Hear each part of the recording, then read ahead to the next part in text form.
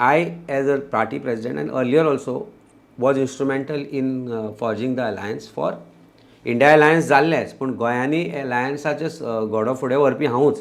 ताच्या मागीरूय आनी 2 ऑक्टोबराच्या 10 दीस पयलीं हांवें सांगिल्लें की अलायन्स जावपाक जाय, बरोबर येवपाक जाय, आनी आमी तांकां आपयलें, पूण कोण आयले ना. आनी मागीर ते म्हणटा की आमी जेन्ना आपोवनूय तुमी येना तेन्ना आमी डिसायड केलें की हें जावचेंच ना म्हणून केन्ना. Fag end of election process you can't make alliances. म्हळ्यार तूं जर आतां काँग्रेसाचे आनी RGPचे जे गोवा फॉरवर्डाचे अलायन्स जाले 2-3 दीस लास्ट डे ऑफ नॉमिनेशनाचे 3 दीस पयलीं जाल्ले, कसो टायम मेळटलो कॅन्डिडेटाक? There are so many who have gone independent, who have come close to defeating BJP. There are so many. Bicholim तालुक्यान तूं पळयत जाल्यार तो who resign from Congress and contested, I don't remember the name, he 400 मतांनी, मेघश्याम राव 400 मतांनी आयले. अशे कितलेशेच जागे आसा.